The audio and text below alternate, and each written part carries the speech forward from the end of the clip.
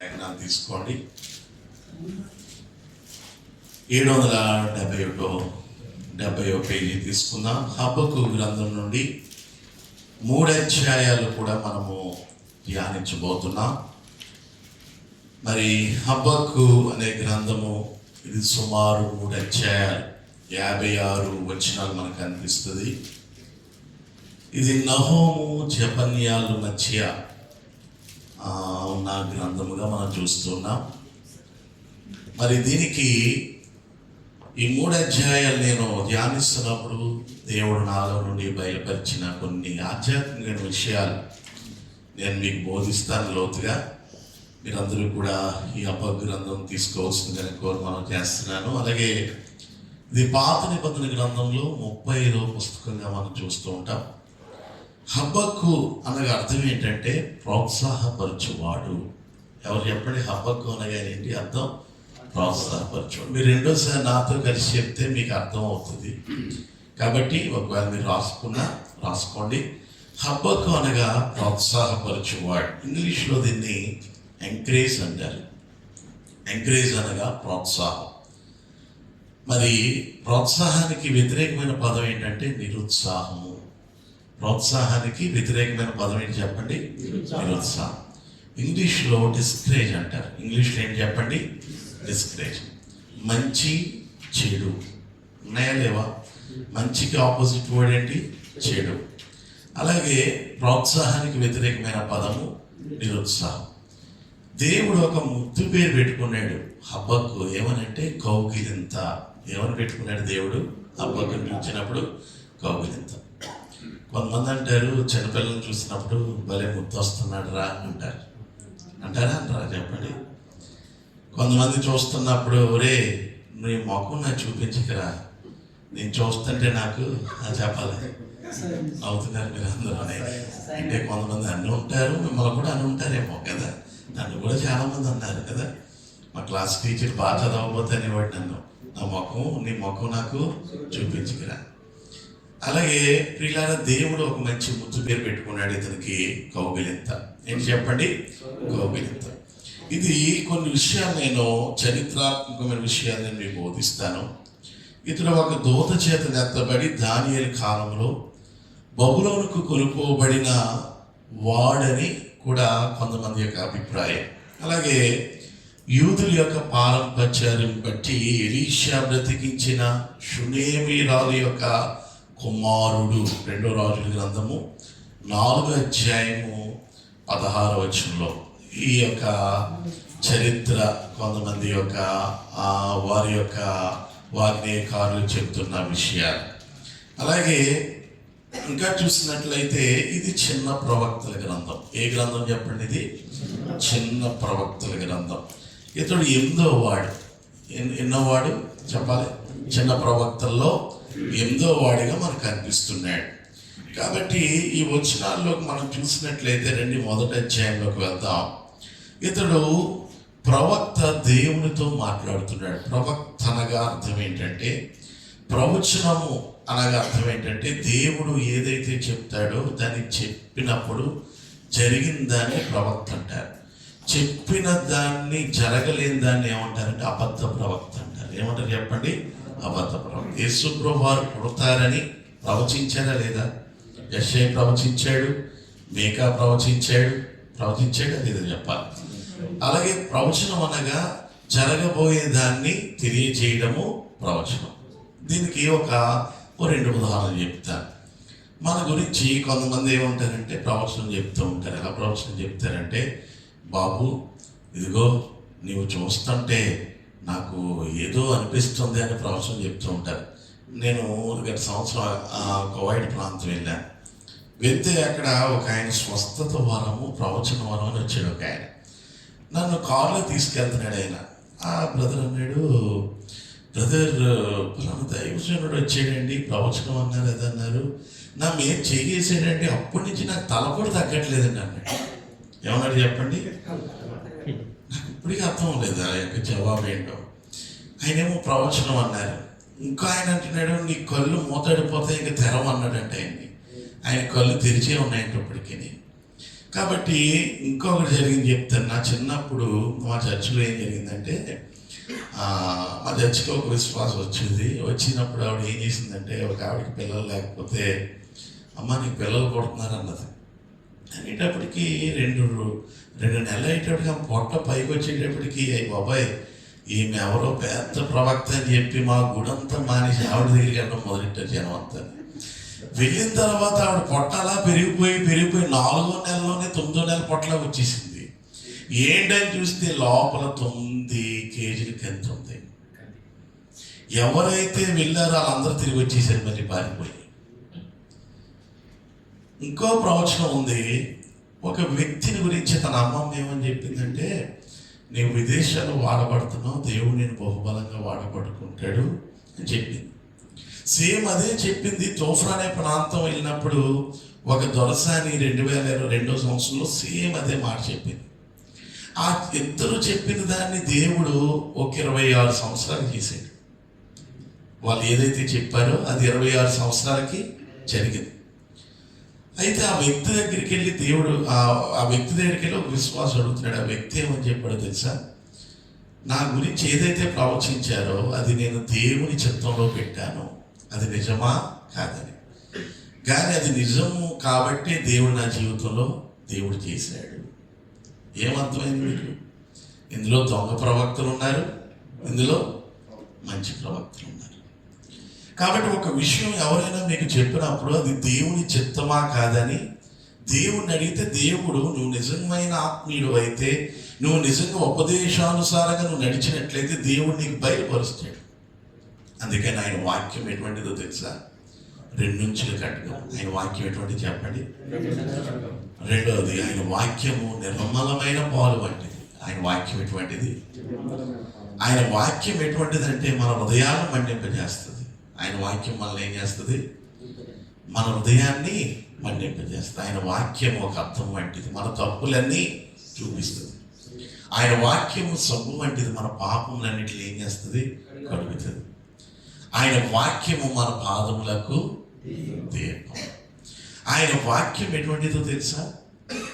దుబాయ్లో అరబ్బుల దగ్గర ఉన్న బంగారము కంటే, చెప్పాలి, మేలిమి బంగారము కంటే కోరదగినది. ఆయన వాక్యము జుంటి తేనె దారుల కంటే మధురమైనది. కాబట్టి ఆయన వాక్యం మనం ఏం చేయాలి తెలుసా? మొదటిగా వినాలి. చెప్పండి, ఏం చేయాలి? వింటున్నారు అందరూ కూడా? వినుట వల్ల ఏం కలుగుతుంది? విశ్వాసం. రెండవది, ఆయన వాక్యాన్ని తినాలి. ఆయన వాక్యాన్ని ఏం చేయాలి చెప్పండి? తినాలి. విన్న వాక్యాన్ని తినాలి. తిన్న వాక్యాన్ని ఏం చేయాలి తెలుసా? కనాలి. తిన్న వాక్యాన్ని ఏం చేయాలి అంటే, విన్న వాక్యము తిన్న వాక్యము ఒక గేదె ఏ విధంగా అయితే నెమరు వేస్తుంది. మా ఊరు పశువులు ఇంకా బోర్లన్నీ పశువులు ఉంటాయి మా ఊళ్ళో. మీరు ఎప్పుడైనా రండి, అప్పటికప్పుడు పితికిన పాలు ఇస్తాను నేను, మంచి తాజా టీ పెడతాను నేను. మంచి పశువులు ఎక్కువ మా ఊర్లో. అవి ఏం చేస్తూ ఉంటాయి తెలుసు? అప్పుడప్పుడు చూస్తూ ఉంటాను కదా నేను. తిన్న గడ్డిని ఏం చేస్తుంది? మళ్ళా నోటిలోకి తెచ్చుకుంటుంది. అంటే నువ్వు విన్న వాక్యాన్ని, హృదయంలో భద్రపరుచుకున్న వాక్యాన్ని ఏం చేయాలి? ఇతరులకు పంచాలి. Praise God. ఎందుకు ఈ విషయం చెప్తున్నానంటే, ఈ రోజున పరిచర్యలో చాలామంది దేవుని వాక్యం వింటున్నారు కానీ ఈ చెవిలో విని ఈ చెవిలో వదిలేస్తున్నారు. అందుకని ఒక చోట అంటారు, మా హృదయాలు మండలేదా? ఆయన వాక్యం విన్నప్పుడు ఏమైందంటే వారి హృదయాలు మన్నించబడ్డాయి. ఈ రోజున దేవుని వాక్యం ఎంతమంది చదువుతున్నారో చదవట్లేదో నాకు తెలియదు. You need some quiet time. 24 గంటల్లో నువ్వు ఎంత బిజీ అయినా అవ్వచ్చేమో కానీ దేవునితో మాట్లాడే సమయము 1 గంటన్నర ఉండాలి. రోజుకి కనీసం ఒక 5 అధ్యాయాలైనా దేవుని వాక్యం చదవాలి. ఈ రోజున ఈ ఆరాధనకు వచ్చిన మీరు నిజంగా వాక్యం చదివి వచ్చారో నాకు తెలియదు, ప్రార్థన చేసుకుని వచ్చారో నాకు తెలియదు, సిద్ధపడి వచ్చారో లేదో నాకు తెలియదు. మీరు రాకముందే ప్రభువా ఈరోజు ఆదివారం నాయన నన్ను దర్శించు నాయన, నాతో మాట్లాడు నాయన, ఇదిగో నాయన నీ వాక్యం దైవజనం మాట్లాడుతున్నప్పుడు నాలో ఉన్న చెడును, కల్మషాన్ని, మురికిని శుద్ధి చేయి ప్రభువా అని నువ్వు సిద్ధపడి వస్తే దేవుడు నేరుగా నీతో మాట్లాడతాడు. ఆమేన్. ఆమె చెప్తారు ఒకసారి ఆమేన్. కాబట్టి ప్రవచనం అనేది చాలా ప్రాముఖ్యమైనది.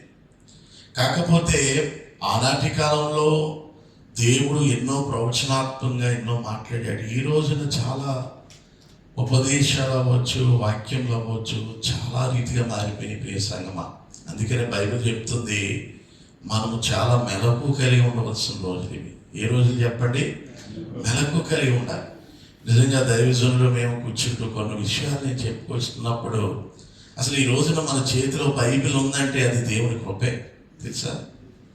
ఈ బైబిల్ని ఎలా బయటికి తీసుకురావడానికి ఎంతోమంది గొప్ప గొప్ప వ్యక్తులు ఎన్నో ప్రయాసాలు పడ్డారు, ఎన్నో ఇబ్బందులు పడ్డారు.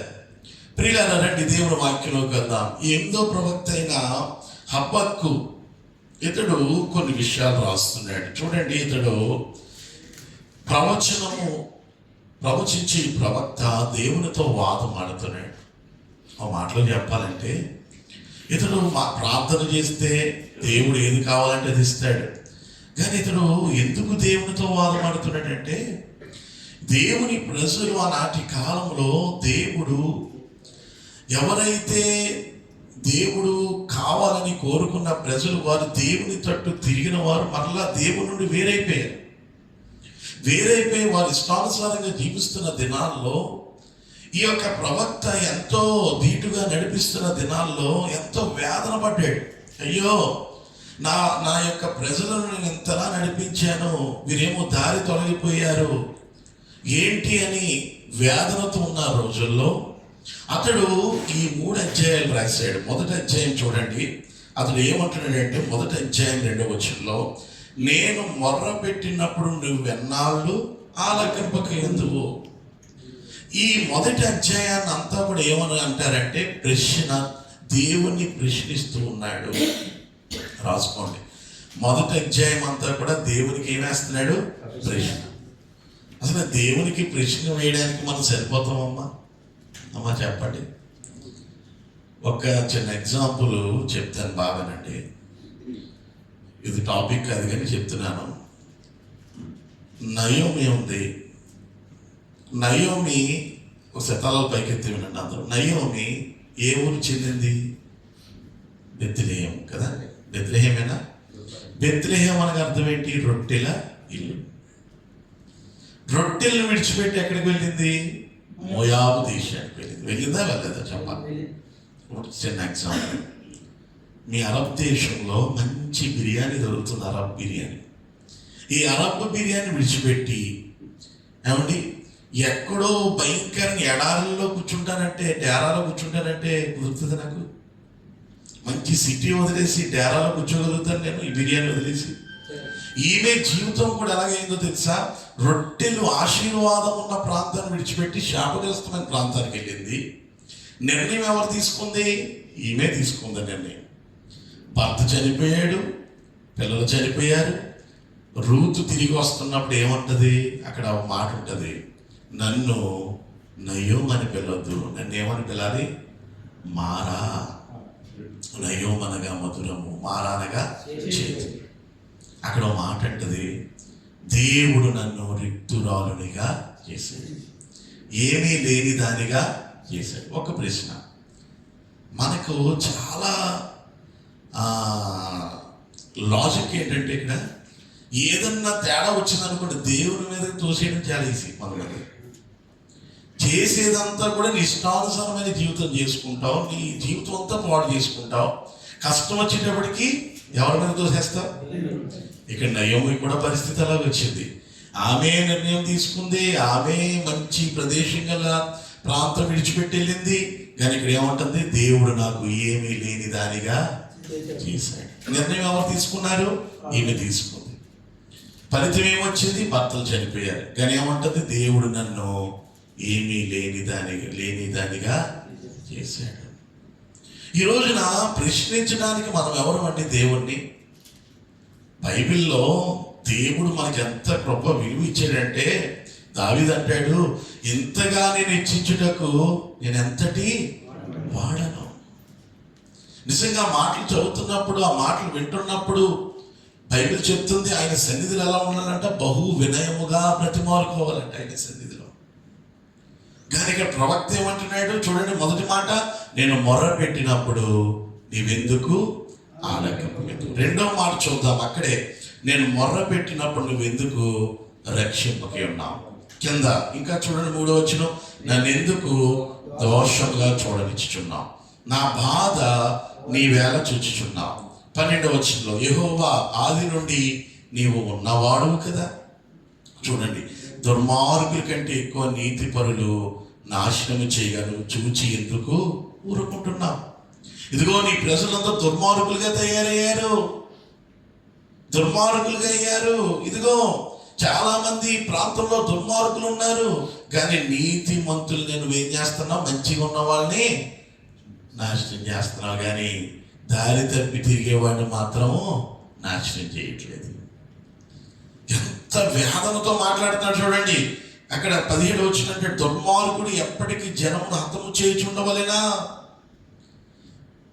ఇతని పేరేమని చెప్పాను ఒకసారి చెప్తారా, ప్రోత్సాహపరచబడివాడు. కానీ ఇతనిలో ఏముంది, నిరుత్సాహము. ఏమొచ్చింది చెప్పండి ఇతనిలో, నిరుత్సాహం. ఇక్కడ కొన్ని మాటలు నేను మీకు బోధిస్తాను చూడండి. ప్రోత్సాహం అనేది దేవుని పని. ప్రోత్సాహం అనేది ఎవరి పని చెప్పండి. ప్రోత్సాహానికి వ్యతిరేక పదం ఏంటి, నిరుత్సాహం. ఇప్పుడు ఇతని పేరేమో ప్రోత్సాహము. ఈ మొదటి అధ్యాయంలో ఇతని ప్రశ్నలన్నీ ఎలా కనిపిస్తున్నాయి, ప్రోత్సాహంగా కనిపిస్తున్నాయా? అయ్యా చెప్తారు మీరు అందరూ, నిరుత్సాహం ఉంది. మరి నిరుత్సాహం ఎవరి పని ఏంటో తెలుసా, సాతాను పని. ఎవరి పని చెప్పండి. కొన్ని విషయాలు మీకు చూపిస్తాను చూడండి. సామెతలు 8:26 ప్రకారం రాసుకోండి. నేను అన్ని వచనాలు మీకు బోధిస్తాను, చదవక్కర్లేదు. ఇది ఇక్కడ అక్కడ ఏమని ఉంటుందంటే, ప్రోత్సాహము దేవుని సంకల్పం. ప్రోత్సాహం అనేది ఎవరి సంకల్పము, మరి దేవుని సంకల్పమైన ప్రోత్సాహాన్ని నిరుత్సాహపరిచే సాతానుడు ఎలా మారుస్తున్నాడంటే చూడండి, 1 పేతురు 5:8లో ఈ సంకల్పాన్ని విప్లయత్వం చేస్తున్నాడు. ఏం చేస్తున్నాడు చెప్పండి, విప్లయత్వం. ఇప్పుడు నేను ఇక్కడికి వచ్చాను, మీ సంఘంలో వాక్యం చెప్తున్నాను, ఇది దేవుని సంకల్పమా కాదా చెప్పాలి. అయ్యా చెప్తారా కొంచెం. ఇప్పుడు నేను వస్తున్నప్పుడు నన్ను రానివ్వకుండా సాతానుడు ఏం చేశాడు, ఒక సైతానుడు అడ్డొచ్చి, ఒరే ఈ గుడికి వెళ్ళొద్దురా, నువ్వు శుభ్రంగా ఇంట్లో పడుకోవాలని చెప్పి నన్ను ఏం చేశాడు, పడుకోబెట్టేశాడు. ఇప్పుడు ఈ సంకల్పాన్ని ఏం చేశాడు, విప్లయత్నం చేశాడు, రానివ్వకుండా ఆపేశాడు. అంటే ఒకటి ప్రోత్సాహం అనేది దేవుని సంకల్పము, నిరుత్సాహం అనేది విప్లయత్నం. రాసుకోండి 1 పేతురు 5:8. ఇంకా కొన్ని విషయాలు చెప్తాను.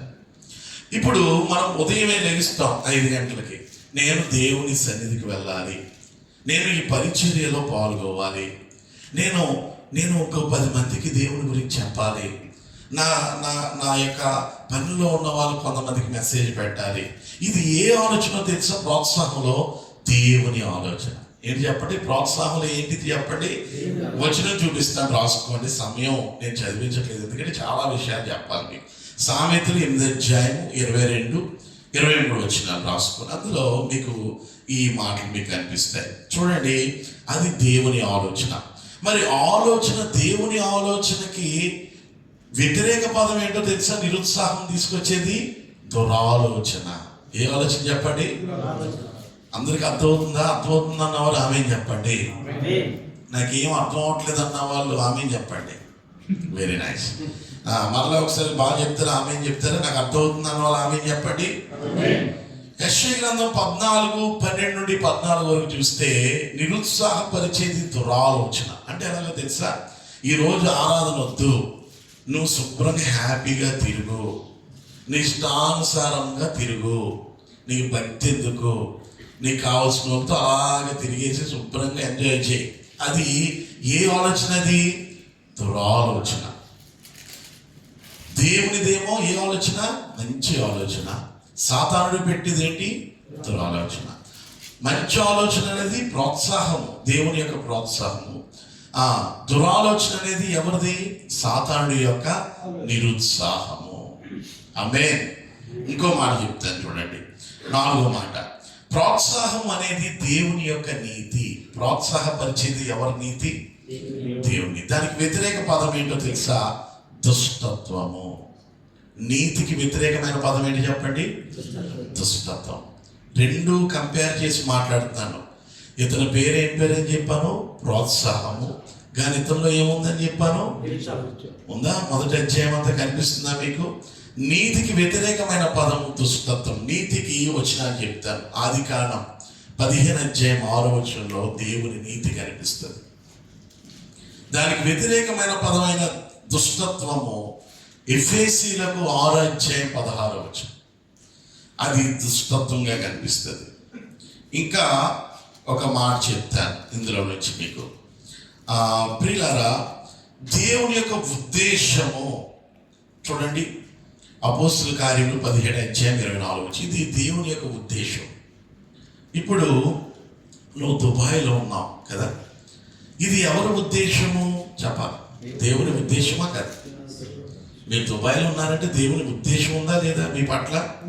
ఉంది. అది దేవుని యొక్క ప్రోత్సాహం. దీనికి వ్యతిరేకమైన పదం ఏంటో తెలుసా? దుర్మార్గము. వ్యతిరేకమైన పదం ఏంటి ఉద్దేశానికి? దుర్మార్గం. అంటే దేవుడు ఒక మంచి ఉద్దేశంతో తీసుకొస్తే ప్రోత్సహించి సాతానుడు నిరుత్సాహపరిచే మాట ఏంటో తెలుసా? నిన్ను ఒక దుర్మార్గుడిగా తయారు చేసేస్తున్నాడు ఇక్కడికి వచ్చిన తర్వాత.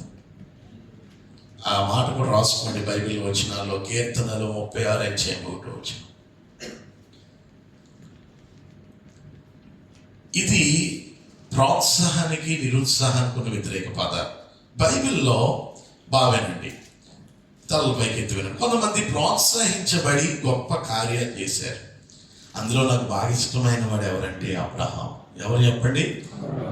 అబ్రహాం ప్రోత్సహించబడ్డా లేదా చెప్పాలి?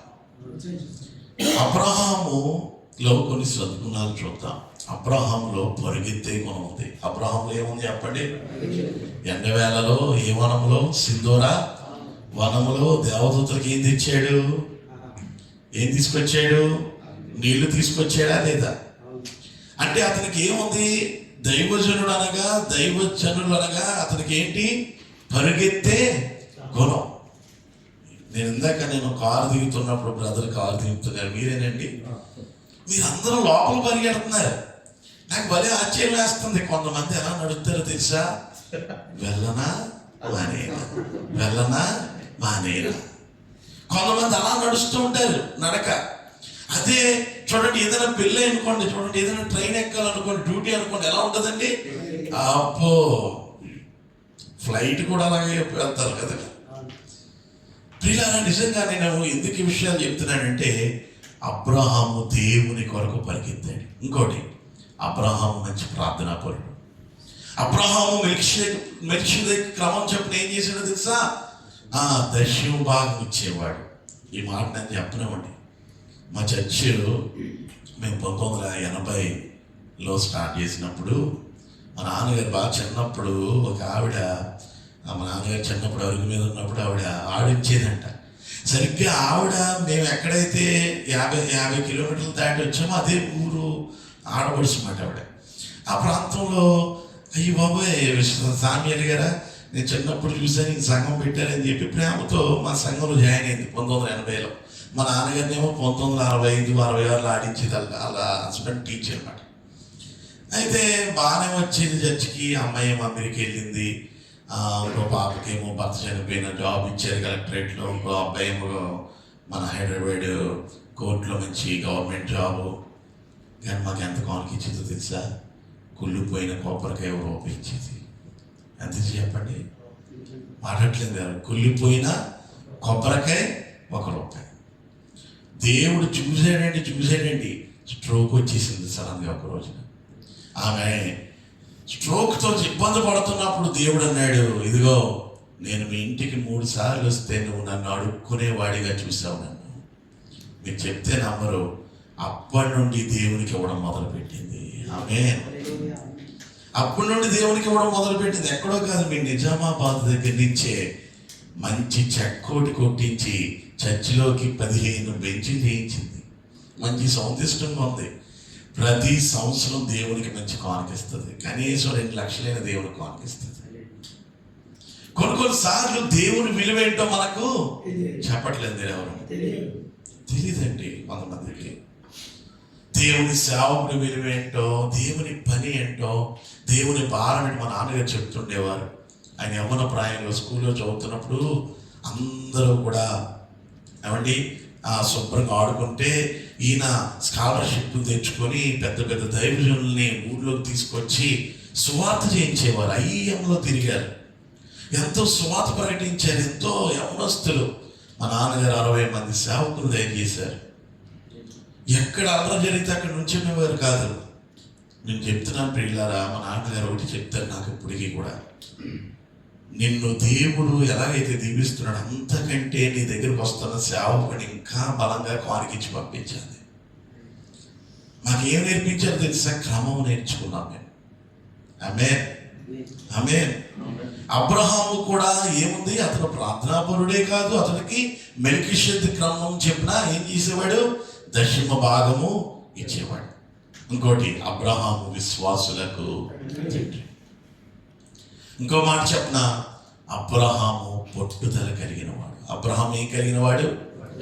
లోతు తను విడిచిపెట్టి వెళ్ళిపోయిన తర్వాత, లోతు ప్రార్థన అంతా కోల్పోయిన తర్వాత లోతును మరలా తిరిగి అతని వైపు తీసుకోవాలని ఎన్నిసార్లు ప్రయత్నించాడో తెలుసా ప్రియ జనాంగమా? 300 మంది 318 యవ్వనస్తులను తీసుకువెళ్ళి ఆ రాజులందరూ తన యొక్క లోతు సొమ్మంతా తీసుకుంటే ఆ కాలంలో వెళ్ళి ఆ సొమ్మంతా తీసుకొచ్చాడు. అప్పుడు కూడా లోతు అనలేదు, అయ్యా నీ కూడా వచ్చేస్తాను నేను, మన ఇద్దరం విడిపోవడం బాగలేదు, ఇదిగో నీ గొర్రెల కాపరికి నా గొర్రెల కాపరికి గొడవ రావడం వల్ల మన ఇద్దరు అలా విడిపోయాం. తర్వాత సొదొమ గొమొర్రా పట్టణం కాల్చుతున్నప్పుడు కూడా తిరిగి వస్తానని అనలేదు. ఒక నీతిమంతుడు చూపించానగా ఒక నీతిమంతుడు కూడా లేడన్నప్పుడు కూడా అయ్యో నేను వచ్చేస్తాను నీ దగ్గరికి అని ఆ ప్రాంతం విడిచిపెట్టాను కూడా అనలేదు. లోతు కొరకు ఎంత పట్టుదలగా పనిచేశాడో తెలుసా? అందుకనే అబ్రహామును దేవుడు ఎంతో ప్రోత్సహించాడు. చప్పలు కొడతారా? రెండో వ్యక్తిని చూద్దాం. అది మీకు ఆదికాండం 12 అధ్యాయాన్ని చూస్తే అబ్రహాము వివరణ అంతా కనిపిస్తుంది. రెండవది బైబిల్ లేఖనం నుండి మోషే, నిర్గమకాండం 3 అధ్యాయం. అతడు నత్తివాడు కదా, కానీ మోషే అన్నాడు, నువ్వు నత్తివాడైనా పర్లేదు, నేను నిన్ను వెనుతట్టి నేను ఏం చేస్తానో నడిపిస్తాను. అందుకనే నిర్గమకాండంలో మాట ఉంటుంది, పగలు ఎండ దెబ్బ అయినను రాత్రి వెన్నె దెబ్బ అయినను తగలకుండా వారి యందు నిలిచి వారిని ఏం చేశాడంటే దేవుడు నడిపించాడు. నడిపించడం అంటే ఏంటి? అసలు దేవుడు మాట చెప్తే గాలి రా అంటే రాదా? గాలి అయ్యా చెప్తారు కొంచెం. వర్షం రా అంటే రాదా? మరి దగ్గర ఎందుకు నిల్చున్నాడు? దేవుడు వెనక తట్టు ఉండి మోషేని ఏం చేశాడు? ప్రోత్సహించాడు. అది మీకు నిర్గమకాండం 3 అధ్యాయాన్ని కనిపిస్తే చాలా మంది ఉన్నారు, కానీ నేను నా సబ్జెక్టును డిబేట్ చేయకూడదు కాబట్టి మీకు వివరంగా నేను తీసుకెళ్తాను. యెహోషువ గ్రంథం 1 అధ్యాయం నుండి 17 1 అధ్యాయం 17-18 వచనాలు కూడా మీరు చూస్తే యెహోషువను కూడా దేవుడు ఎంతో ప్రోత్సహించాడు. గిడియోన్, దావీదు, యెహోషాపాతు, హిజ్కియా, ఉజ్జియా, ఆషా, ఏలియా, ఎలీషా, యెషై, ఇర్మియా, ఇస్కేలు, దానియేలు. దానియేలు గురించి ఒక మాట చెప్తాను చూడండి.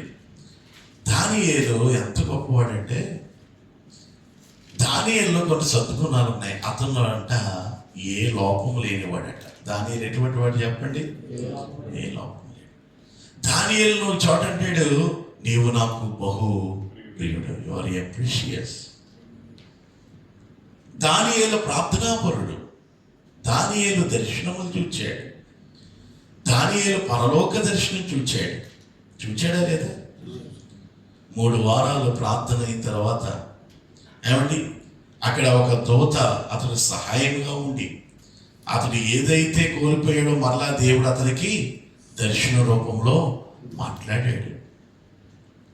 దేవుడు దానియేలును కూడా ఎంతో ప్రోత్సహించాడు. ఇంకా కొంతమంది చూద్దాం. క్రొత్త నిబంధనలో కూడా మత్తయి సువార్త 28 అధ్యాయంలో 18-20 వచనాల్లో కూడా అపోస్తుల కార్యములు, అక్కడ అపోస్తులు కనిపిస్తారు కదా మనకి. దేవుడు కూడా ఈ అపోస్తులు ప్రోత్సహించాడు. తర్వాత పౌలు కూడా ఎంతో అద్భుతమైన సువార్తలు. కొన్ని పత్రికలు ఎలా రాశాడంటే సంఘాలకు రాశాడు, కొన్ని పత్రికలు వ్యక్తిగతంగా కూడా రాశాడు అపోస్తలుడైన పౌలు. అందుకనే పౌలు అరబ్బీ దేశాల్లో కూడా సువార్త ప్రకటించాడని ఉంటుంది ఒక చోట. అతను ఎంతో ప్రోత్సహించబడ్డాడు. పూర్వం నేను దోషకుడను, హింసకుడను, నేను ఒక విధంగా చెప్పాలంటే నాలాంటి పాపి ఎవడు లేడు అన్నాడు ఒక చోట. ఎంత అద్భుతమైన మాట్లాడే అపోస్తలుడైన పౌలు. కానీ అతను దేవుడి చేత ప్రోత్సహించబడి ఎన్నో సంఘాలను కట్టాడు. గట్టిగా చెప్పబడతాం గట్టిగా. 1 తిమోతి 3:15 కూడా కొన్ని దేవుని సంఘాలు ప్రోత్సహించాడు. ప్రియులారా, ప్రోత్సహించేది దేవుని పని. కొంతమంది స్వార్థికులుగా పిలువబడ్డారు. 1 కొరింథీయులకు 9:16 మీకు తెలుసో తెలీదో, ఒక సువార్త చేయాలంటే అపోస్తల కార్యంలో కనిపిస్తుంది. ముందు ఏం చేసేవారు తెలుసా? పరిచర్య చేసేవారు. అక్కడ అపోస్తల కార్యంలో మాట ఉంటుంది, ఒక భోజనం దగ్గర ఇబ్బంది వచ్చినప్పుడు కొంతమంది పెద్దలు ఎన్నుకున్నారు. అందులో ఆంద్రేయ కూడా ఉంటాడు, అందులో ఫిలిప్ కూడా ఉంటాడు. ఆ భోజనాలు వడ్డించడానికి ఇవన్నిట్లు కూడా పరిచర్య చేయడానికి కొంతమందిని ప్రేరేపిస్తే చివరికి ఆ ఫిలిప్ ఎలాగయ్యాడో తెలుసా? ఒక సువార్త చేస్తూ, అంతేకాదు అతను ఒక దైవజనుడిగా అయ్యాడు. అతని కుమార్తెను కూడా ప్రవచించేవారిగా దేవుడు చేశాడు. 6వ అధ్యాయంలో కనిపిస్తుంది. ముందు ఏం నేర్చుకున్నాను తెలుసా? పరిచర్య.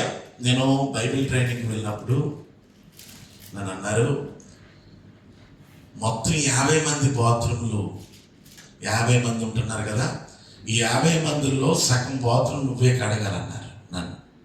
నేను అన్నాను, మా ఇంటి దగ్గర నాటుకోళ్ళు తింటాను, మా ఇంటి దగ్గర బోలిన పులసలు తింటాను, నేను ఇక్కడికి వచ్చి బాత్రూమ్ కడగడం ఏంటి? నాకు 3 మంది విశ్వాసం నేనేం కడగని పెట్టేట్టుకుని బయలుదేరేస్తున్నాను. బయలుదేరేటప్పుడు మీరు చెప్తే నమ్మరు. ఒకడు అప్పుడే యూకే నుంచి దిగాడండి, పైనుంచి జుట్టేసుకుని. ఆడు మొత్తం తెల్లగా నూరేస్తున్నాడు మొత్తం.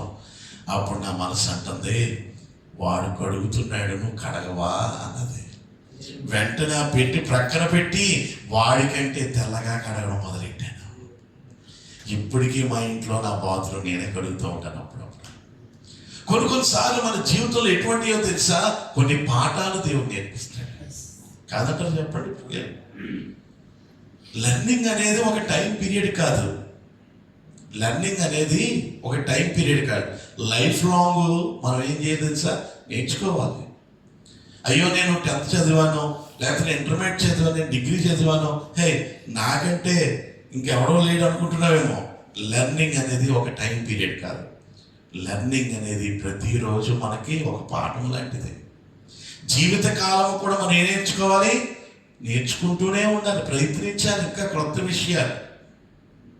అందుకనే చూడండి బైబిల్ లేఖనాల్లో ప్రియులారా, ఈ యొక్క ఫిలిప్ అతడు ఉన్న తగ్గింపు, అతడు చేసిన పరిచర్య, సువార్త చివరికి దేవుడు ఒక దైవజనుడిగా నిలబెట్టాడు. ఆమె చెప్పండి. ఆమె ఇంకా కొన్ని విషయాలు చూద్దాం. సాతానును ప్రోత్సహించిన విధాలు చూద్దామా? ఆదామవ్వల్ని సాతాను ప్రోత్సహించాడా లేదా? దేవునికి వారిద్దరికి ఉన్న సహవాసాన్ని ఏం చేశాడు తెలుసా? కట్టేసి పడేశాడు. నిజంగా చెప్పాలంటేనండి, దేవుడు అంట వాళ్ళిద్దరిని చూస్తున్నప్పుడు భలే ముద్దొచ్చేవారంటండి. వాళ్ళిద్దరిని చూస్తున్నప్పుడు ఈ రోజున చాలా పరిచర్యలు ఎలా ఉంటున్నాయో తెలుసా? ఇక్కడికి వచ్చేటప్పటికి కొంతమంది ఏమండి చేతులు కట్టుకొని ఎంత నీట్గా వస్తారండి. సంవత్సరం దాటిన తర్వాత చూడాలంటే వాడి పరిస్థితి. ఈ మధ్యనే నేను 2016లో వచ్చాను, తర్వాత ఇదే రావడం. అప్పుడు ఎలా ఉన్నాడంటే ఒక అతను కొత్తగా వచ్చినప్పుడు, అయ్యగారు అయ్యబాబాయ్ అన్నాడు.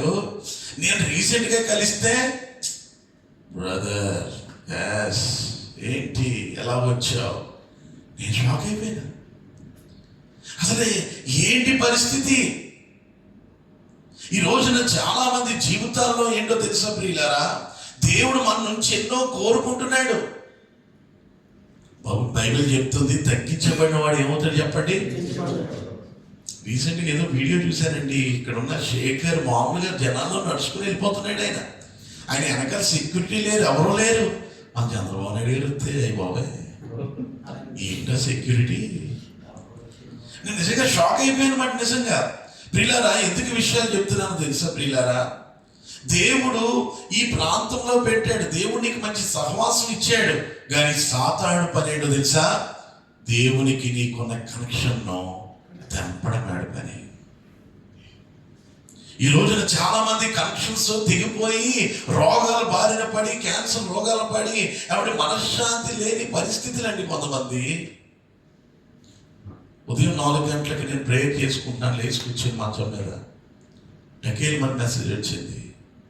42 సంవత్సరాలు యవ్వనస్తున్న నా స్నేహితుడు గుండెపోటుతో చచ్చిపోయాడని స్టేటస్లో పెట్టారు. నాకు చాలా ఏడుపు వచ్చింది. ప్రభువా, ఈరోజు చూడలేని వారు ఎంతమంది ఉన్నారు నాయన? ఈరోజు చూడలేని వారు ఎంతమంది ఉన్నారు ప్రభువా? నేను ఏదన్నా నీకు వ్యతిరేకంగా ఏమైనా చేస్తే నన్ను క్షమించు నాయన. ఇదిగో నా చేతులు నిన్ను కనపరచాలయ్యా. నా బాడీ అంతా నీకే సమర్పిస్తున్నాను తండ్రి, నువ్వు ఇస్తున్నందుకు ఆరోగ్యం. దేవుడు అంత పరిశుద్ధత కలిగిన ఆదామవ్వలను ఏమిటి ఒక్క చిన్న పాపం బట్టి సాతానుడు ఏం చేశాడు తెలుసా? మనశ్శాంతి లేకుండా చేసి పడేశాడు.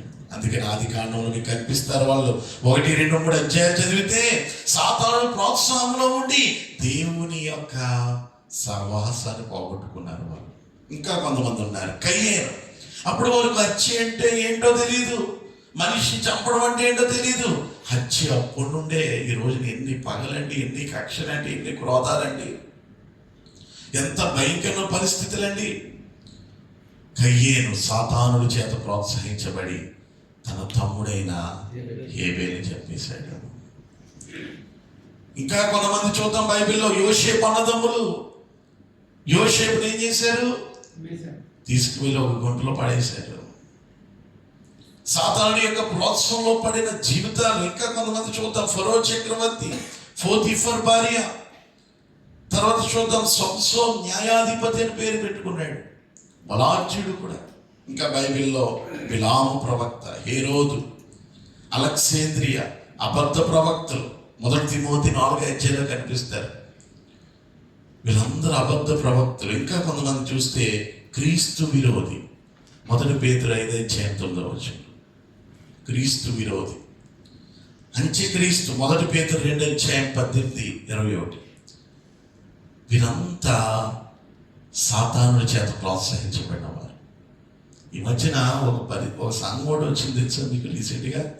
సిలువను నిలువుగా ఉంటుంది కదా సిలువ, ఇప్పుడు సిలువను యాంటీ డైరెక్షన్లో తిప్పి ఒక సంఘం నడిపిస్తున్నారు. ఎంత పరిచర్యలు మారిపోయినాయి తెలుసా పిల్లలు? అబద్ధ ప్రవక్తలు వీళ్ళంతా సాతాను చేత ప్రోత్సహించబడుతున్న ప్రజలు. జాగ్రత్త ప్రియ సంగమా. మొదటిది ఏంటో తెలుసా? దేవుని ప్రశ్నించడం మొదలుపెట్టాడు, కానీ ఇతని పేరు ప్రోత్సాహమే, కానీ ఇతనిలోకి ఏమొచ్చింది? నిరుత్సాహం. ఎందుకు ఇన్ని ఉదాహరణలు చెప్పానో తెలుసా? ఈ అధ్యాయం చదువుతున్నప్పుడల్లా మీరు మర్చిపోకూడదు మళ్ళా. ఆమె చెప్పండి గట్టిగా, ఆమె చెప్తారా? 2వ అధ్యాయంలో కొత్త 2వ అధ్యాయంలో నాకు ఎంతో ఇష్టమైన మాట. ఇతడు ఎంత పరిస్థితిలో ఉండి దేవుని ప్రవక్తని పేరు పెట్టుకుని ఇతను నిరుత్సాహంగా మాట్లాడిన ఈ ప్రవక్త 2వ వచనంలోకి 2వ అధ్యాయంలోకి వస్తే ఒకసారి అక్కడ చదువుతాం. ఒక మంచి మాట. 4వ అధ్యాయము. వారు యథార్థ పరులు కాక తమలో తాము అతిశయపడుదురు, అయితే నీతిమంతుడు విశ్వాస మూలముగా బ్రతుకును. ఎవరి మూలము బ్రతుకుని చెప్పండి? వినుట వల్ల ఏం కలుగును? నీ విశ్వాసమే నిన్ను స్వస్థపరుస్తుందా లేదా? విశ్వాసమే మన విజయం. అంటే అర్థం ఏంటి? ఈ 2వ అధ్యాయం అంతా నేను చదువుతున్నప్పుడు ఇతడు దేవుని మీద ఆనుకోవడం మొదలుపెట్టాడు. ఎవరి మీద ఆనుకున్నాడు? ఈ రోజున ఎంతమంది దేవుని మీద ఆనుకుంటున్నారు ప్రియ సంగమా? 2018లో నేను నా భార్య, నాకు 3 పిల్లలు, నేను యానం ప్రాంతంలో హాస్పిటల్ తీసుకెళ్తుంటే తను 9వ నెల, నా బాబు, కూతురు, నేను, మా వైఫ్కి వచ్చింది. సరిగ్గా ఒక ఆయన అటువైపు చూస్తా వచ్చిన బండిలో పడిపోయాడు. పడిపోతే ఈ కాలు మిలి తిరిగిపోయి మొత్తం ఈ పిల్లలు బండి కింద పడిపోయారు అన్నమాట. బండి వదులుతారు, ఇద్దరు చచ్చిపోతారు. ఈ అమ్మాయి వెనక పడిపోయింది. అప్పుడు ఈ కాలు ఖండనం కట్ అయిపోయింది. కట్ అయిపోతే మెడికవర్ హాస్పిటల్లో దగ్గర 8 గంటల ఆపరేషన్ జరిగింది. బాగానే ఉంది. తర్వాత 2022లో ఆస్ట్రేలియా దేశం వెళ్దాం అని చెప్పి బయలుదేరుతున్నాను. బయలుదేరేటప్పటికి మా మావయ్య గారి పెద్దాపురం ఆయన ఉపవాస ప్రార్థనలు కానీ పిలిస్తే బండి వేసుకుని కారు చిన్న నానో కారు ఉంది. ఆ కార్లో వెళ్ళిపోతాను అంటే వద్దులే అమ్మ, ఎందుకులే బండి మీద వెళ్ళిపోతాను, త్వరగా వెళ్ళిపోతాను, ట్రాఫిక్ అయి ఉంటాయేమో కదా అని చెప్పి నేను బండి మీద వెళ్తుంటే సరిగ్గా ఒకడు ఆటో వ్యక్తి వేరే వైపు చూస్తూ వచ్చి మళ్ళీ కొట్టేసాడు. అదే కావాలి కొట్టేసాడు. 18 నరాలు కట్ అయిపోయినాయి. 18 నరాలు కట్ అయిపోతే డాక్టర్ గారు అన్నారు, నీకు 4 ఆపరేషన్లు పడతాయి అన్నారు. ఎన్ని ఆపరేషన్ చెప్పండి?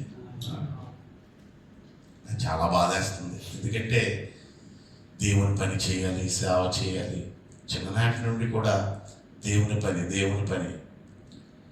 నాకు ఏం కాదండి, నా సేవలో ఇబ్బంది పడతానేమో నేనని. నాకు ఆపరేషన్ పెద్ద ఏమీ నేను పిలుకోండి కాదు. ఎందుకంటే ముందు ఆపరేషనే యూట్యూబ్లో చూసి చేయించుకున్నాను. Arthroscopy operation. సరే నేను ఆలోచించేటప్పటికి మన్నాడి ఆపరేషను అంతా ఎగ్జామిన్స్ అన్నీ చేస్తున్నారు, బ్లడ్ టెస్ట్లు అన్నీ. సరిగ్గా 12 గంటలకి నర్సు వచ్చి చెప్పింది, మీకు ఉదయం ఆపరేషన్. చాలా ఏడుస్తున్నాను. ఏడ్చేటప్పటికి ఓ మంచి దైవజనురాలు నాకు తెలిసినవాడు ప్రార్థన పూర్వకంగా ఉంటుంది. అమ్మా, నా గురించి చిన్న ప్రార్థన చేయవా అన్నా. ఏంటి బాబు అంటే ఎలా జరిగింది? సరే, ఏముందండి, దేవుడే మీ నరాలని స్వస్థపరుస్తాడు, మీరు ధైర్యంగా ఉండండి అంటే, ఊరుకో, ఈ కబుర్లని అలా చెప్తారని మనసు వస్తుంది, కానీ ధైర్యం వచ్చింది. నిజమే, దేవుడు స్వస్థపరుస్తాడు. నాలో విశ్వాసం ఉంటే దేవుడు నన్ను స్వస్థపరుస్తాడు మనసులో అనుకున్నాను. వెళ్ళాను, అనస్థేషియా ఇచ్చారు, పడుకోబెట్టారు. డాక్టర్ గారు వచ్చారు. 1.5 గంటలకు డాక్టర్ గారు లేపుతున్నారు. విలియం కేరీ అని పిలిచినారు. సార్, విలియం కేరీ గారు ఎంఆర్ఐ దాంట్లో సిటీ స్కాన్లో 18 నరాలు కట్ అయిపోయిందని వచ్చింది, కానీ మీ నరం ఏ నరమో కట్ అవ్వలేదు.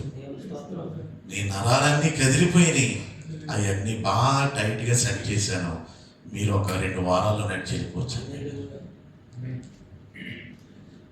నేను ఎవరి మీద ఆనుకోవడం మొదలుపెట్టాను చెప్పాలి.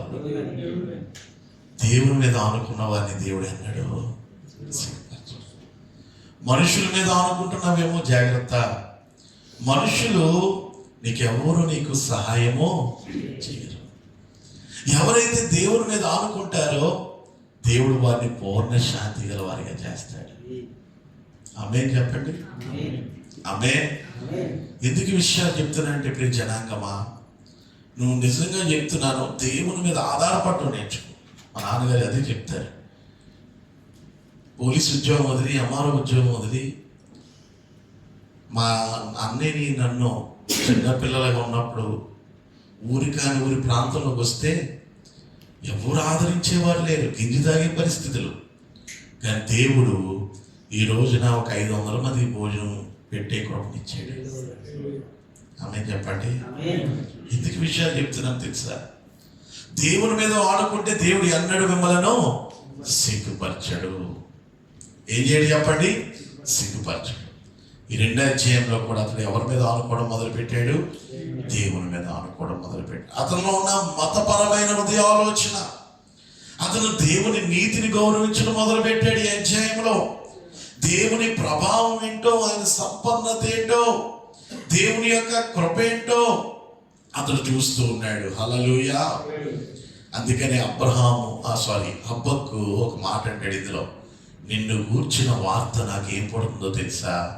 భయమును వణకును పుట్టుచున్నది. ఏం పడుతుంది? భయము. దేవుని ఎడల డిస్ప్లే కలిగి ఉన్నాడు, దేవుని మీద ఆనుకున్నాడు. 2-3 అధ్యాయంలోకి వద్దాం.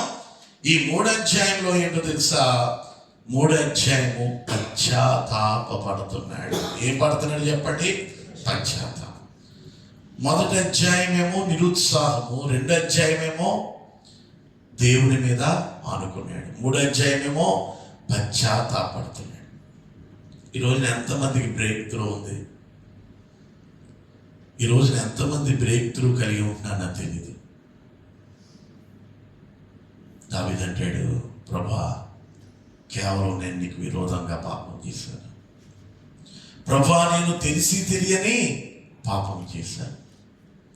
ఈ రోజున దేవుని దగ్గరకు వచ్చి చప్పట్లు కొట్టడం లేకపోతే మంచి పాటలు పాడడం మంచిదే, కానీ నీకు కావాల్సింది మెయిన్ ఏంటో తెలిసిన క్రైస్తత్వంలో పశ్చాత్తాపం కావాలి. ఏం కావాలి?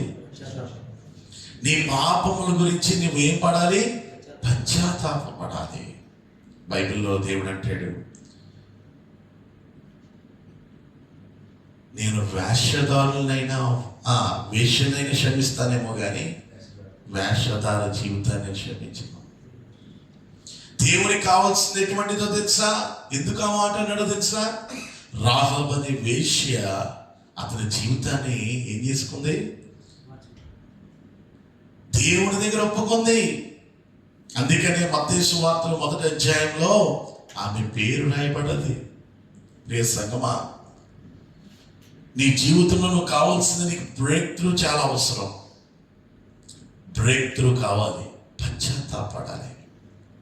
ప్రభా నా పూర్వీకులు చేసిన పాపాలు ఉంటే క్షమించు నాయన, నా తల్లిదండ్రులు చేసిన పాపాలు ఉంటే నన్ను క్షమించు నాయన, ఒకవేళ నేనేమైనా పాపములు చేస్తే నన్ను క్షమించు నాయన, ఒకవేళ నా బిడ్డలు ఏమైనా పాపం చేస్తే క్షమించు నాయన. అందుకని యోబు చూడండి 1వ అధ్యాయంలో కనిపిస్తుంది, వారి పిల్లలు ఏదైనా దారి మలుస్తారేమని చెప్పి వారి కొరకు ఏం చేసేవాడంట? ప్రతిరోజు బలి అర్పిస్తుండేవాడంట. ఈ రోజున ఏం చేయాలి? నీవు నీ బిడ్డలు, నీ కుటుంబం, నీ భర్త, నీ బిడ్డలు, నీ భార్య పాపంలో పడకుండా ఏ బలి ఇవ్వాలి? దేవునికి చేతులు ఎత్తి ప్రార్థన అనే బలి చేయాలి, స్తుతి అనే బలి చేయాలి, దేవుని సన్నిధిలో పశ్చాత్తాపపడాలి. అందుకని బైబిల్ లేఖనంలో చూసినట్లయితే చదవండి, 3వ అధ్యాయంలోకి వద్దాం. అందరూ కూడా 3వ అధ్యాయంలో తీసుకోండి.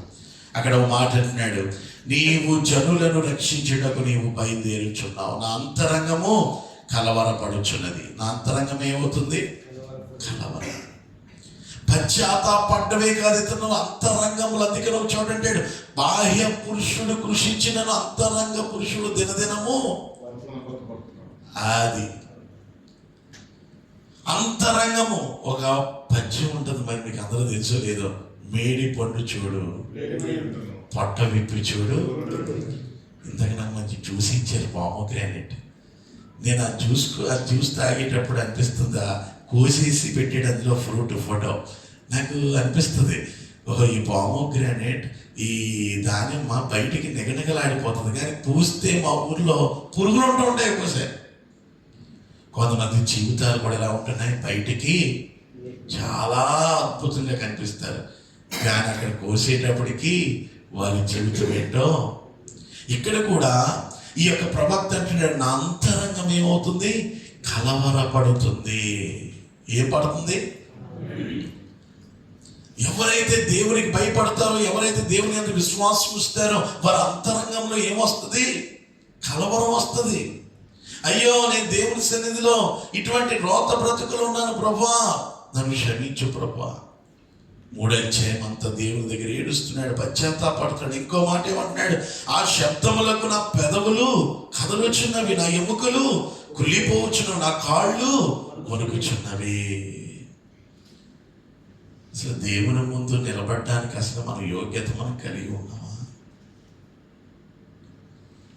దానియేలు మామూలుగా చూసాడు అనుకుంటున్నారా పరలోక దర్శనం? ప్రకటన గ్రంథంలో పద్మాసు దీపంలోని యోహాను మామూలుగా చూశాడు ఆయన దర్శనం. అగ్నిజ్వాల వంటి నేత్రములు, అపరంచి వంటి పాదములు, ధవలవర్ణుడు, రత్నవర్ణుడు, 10,000లో అతిశయనుడు. యెషయా గ్రంథంలో ఉంటుంది, ఆయన పరిశుద్ధుడు, పరిశుద్ధుడు, పరిశుద్ధుడు. పరిశుద్ధత లేకుండా ఎవరు ప్రభుని చూడలేరు. పరిశుద్ధుడు, పరిశుద్ధుడు, పరిశుద్ధుడు. రాసుకోండి మాట. ఎందుకు 3 సార్లు రాయబడి ఉందో తెలుసా? దేవుడు నాకు ఇచ్చిన ఆధ్యాత్మికమైన జ్ఞానంతో చెప్తున్నాను. మొదటి పరిశుద్ధుడికి అర్థం ఏంటో తెలుసా? ఆయన ఈ భూమి పుట్టక ముందు పరిశుద్ధుడు. చెప్తారు ఒకసారి, ఆయన భూమి పుట్టక ముందు. రెండోసారి రాయబడి ఉంది పరిశుద్ధుడు, అదేంటో తెలుసా? భూమి పుట్టిన తర్వాత కూడా ఆయన పరిశుద్ధుడు. మూడోది చూసారా పరిశుద్ధుడు, భూమి అంతరించిపోయినా కానీ ఆయన అంటే అర్థం ఏంటో తెలుసా? నిన్న నేడు మనమే మారిపోతూ ఉంటాం, మనమే మారిపోతూ ఉంటాం. ప్రియ జనాంగమా, ఇక్కడ అదే అంటున్నాడు, అతను పశ్చాత్తాపడుతున్న అతని జీవితంలో అంటున్నాడు, ఇదిగో నా కాళ్ళు వణుకుచున్నవి. కిందకి రండి. అంజూరపు చెట్లు పూయకుండినను. ఏ చెట్టు? మొదటి అధ్యాయంలో ఏమన్నాడు? నువ్వెందుకు చేయవు, నువ్వెందుకు చూడవు అన్నాడు. ప్రశ్నించాడా? నిరుత్సాహంతో ఉన్నాడు మొదటి అధ్యాయం. రెండో అధ్యాయము దేవుని మీద ఆనుకున్నాడు. మూడో అధ్యాయము పశ్చాత్తాపడుతున్నాడు. సజీవ యాగముగా సర్వాంగ హోమముగా ఎవరి మీద పడిపోతున్నాడు తెలిసినప్పుడు దేవుని కాళ్ళమద్దకు వచ్చేసాడు. యోహాను సువార్తలో పద్మాసు దీపంలో ఉన్న యోహాను 22 అధ్యాయంలో దేవదూత కాళ్ళ మీద పడుతుంటే, వద్దు సుమి, నేను ఎటువంటి వాడనో తెలుసా? నీలాంటి సహదాసుడను. నువ్వు నా కాళ్ళ ముందు పడద్దు. ఎవరి ముందు పడాలి? దేవుని కాళ్ళ ముందు, దేవుని కాళ్ళ ముందు పడాలి. ఇక్కడ అంటున్నాడు, అంజూరపు చెట్లు పూయకపోయినా, ద్రాక్ష చెట్లు ఫలింపకపోయినా, ఒలీవ చెట్టు. నాకు చాలా ఇష్టమైన మాట ఇది. ఒలీవ చెట్టు గురించి ఒక క్లుప్తో వివరణిస్తాను. ఒలీవ చెట్టు ఎటువంటిదో తెలుసా? 128వ కీర్తన మనకు అనిపిస్తుంది, నీ భోజనపు పాల చుట్టూ నీ పిల్లలు ఒలీవ మొక్కలు వలె ఉంటారు. ఈరోజు మన పిల్లలు ఎలా ఉన్నా తెలుసా? బొడ్మూడు ఆకులు తెలుసా మీకు? బొడ్మూడు ఆకులు మీకు తెలియదు. ఇక ఈవిడ ఎవరైనా అవుతున్నారు. తర్వాత దోలగొండ ఆకులు తెలుసా మీకు? మా ఊర్లో తండ్రికి ఒక కొడుకంట, ఇద్దరు ఎలా కూర్చున్నారంట పక్కన. ఈ కొడుకు అన్నాడంట, ఈ దోలగొండ ఆకు తీసుకోవాలంటే ఇచ్చేటంట. కూక్కుంటున్నాడంట తండ్రి. గురి ఏంట్రా దొరకవుతున్నారా అంటే, ఏమో నాన్న నాకు తెలియదు అన్నాడంట. అంటే ఏంటి? ఒలీవ చెట్ల వల్లే ఉండవలసిన పిల్లలు ఎలా మారిపోయారు ఇప్పుడు? తల్లిదండ్రులకి దూలగొండ ఆకు అంటిస్తున్నారు. ఆ ఆకు అంటుకుంటే ఏమొస్తుంది? దూరం వస్తుంది. అంత ఘోరంగా ఉన్నారండి పిల్లలు. భోజనం అనగా దేవుని వాక్యం, బల్ల అనగా దేవుని బలిపీఠము. నీ భోజనం బల్ల చుట్టూ నీ పిల్లలు ఒలీవ మొక్కలంటే అర్థం ఏంటి? నోవహు వాడ కట్టాడు కదా, 40 రోజులు వర్షము, 40 సంవత్సరాలు కదా, భయంకరమైన వర్షము, వరదలు. కానీ అక్కడ ఏం జరిగింది? ఆ వాడ వెళ్ళి అరారాతు కొండ దగ్గర ఆగిన తర్వాత ఆ పౌరు వెళ్ళి ఏం తీసుకొచ్చింది? ఒలీవ మొక్క. అంటే ఆ వరదలకి, ఆ నీరుకి అన్నీ చచ్చిపోయినా కానీ ఒలీవ మొక్క మాత్రం ఏమవలేదు. అంతకెందుకండి?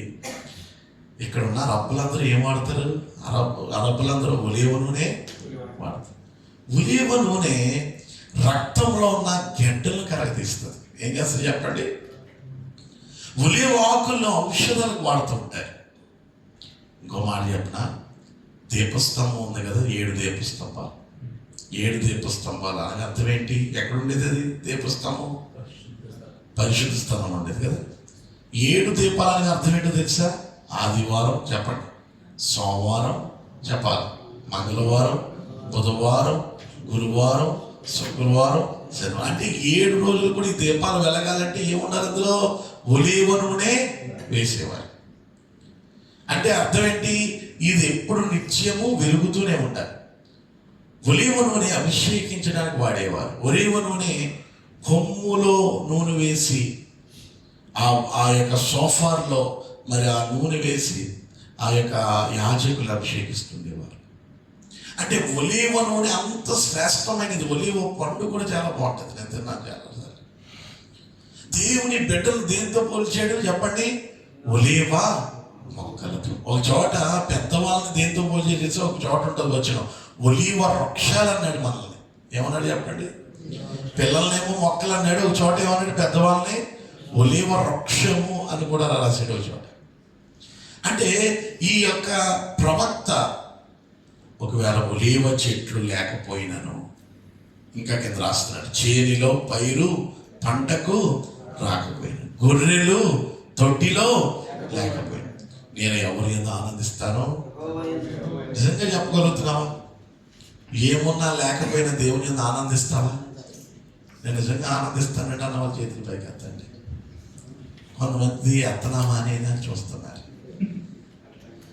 నీ జీవితంలో యోబు లాంటి వాడే అంతా కోల్పోయినా కానీ దేవుని యందు ఏం చేసాడు? అతను ఆనందించాడు. సర్వం పోయింది, అతని శరీరం కోల్పోయింది.